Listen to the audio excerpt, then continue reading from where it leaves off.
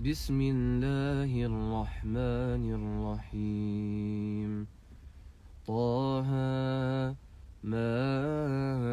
أنزلنا عليك القرآن لتشقى إلا تذكرة لمن يخشى تنزيلا ممن خلق الأرض والسماوات العلا الرحمن على العرش استوى له ما في السماوات وما في الأرض وما بينهما وما تحت الثرى وإن تجهر بالقول فإنه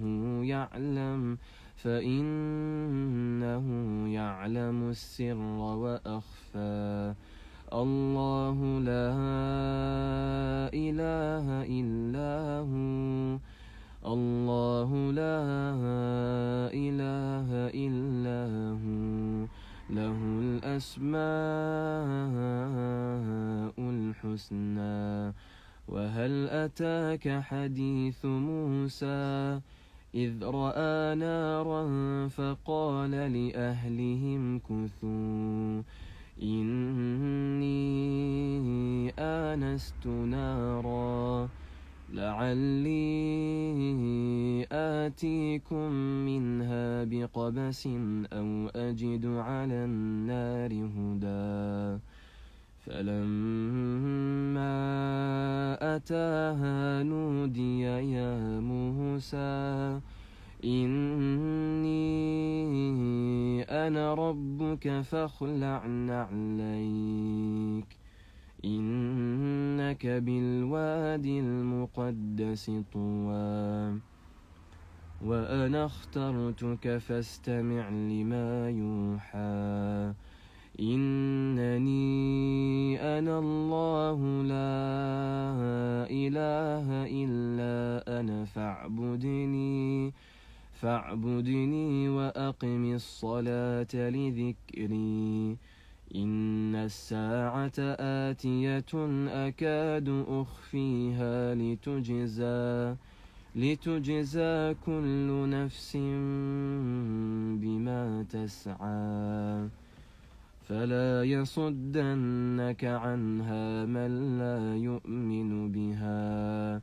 فلا يصدنك عنها من لا يؤمن بها واتبع هواه فتردى وما تلك بيمينك يا موسى قال هي عصاي أتوكأ عليها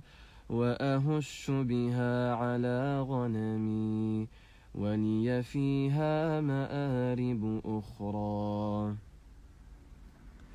قال ألقها يا موسى فألقاها فإذا هي حية تسعى قال خذها ولا تخف سنعيدها سيرتها الأولى واضمم يدك إلى جناحك تخرج بيضاء من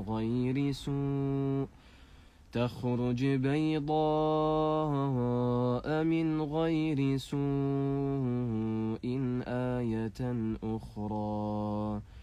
لنريك من آياتنا الكبرى اذهب إلى فرعون إنه طغى قال رب اشرح لي صدري ويسر لي أمري واحلل عقدة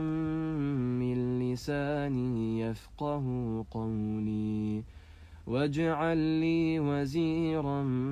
من أهلي هارون أخي أشدد به أزري وأشركه في أمري كي نسبحك كثيرا ونذكرك كثيرا إنك كنت بنا بصيرا قال قد أوتيت سؤلك يا موسى قال قد أوتيت سؤلك يا موسى ولقد مننا عليك مرة أخرى إذ أوحينا إلى أمك ما يوحى إذ أوحينا إلى أمك ما يوحى أن اقذفيه في التابوت فاقذفيه في اليم فليلقه اليم بالساحل يأخذه عدو لي وعدو له وألقيت عليك محبة مني ولتصنع على عيني إذ تمشي أختك فتقول هل أدلكم على من يكفله فرجعناك إلى أمك كي تقر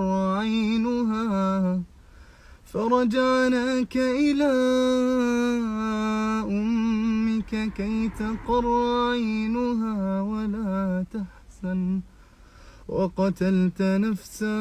فنجيناك من الغم وفتناك فتونا فلبثت سنين في أهل مدين ثم جئت على قدري يا موسى واصطنعتك لنفسي اذهب أنت وأخوك بآياتي ولا تنيا في ذكري اذهبا إلى فرعون إنه طغى فقولا له قولا لينا لعله يتذكر أو يخشى قالا ربنا إننا نخاف أن يفرط علينا أو أن يطغى قال لا تخافا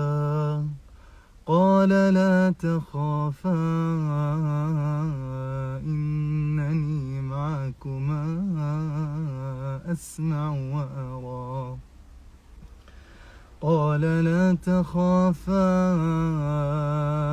إنني معكما أسمع وأرى فأتياه فقولا إنا رسولا ربك فأرسل معنا بني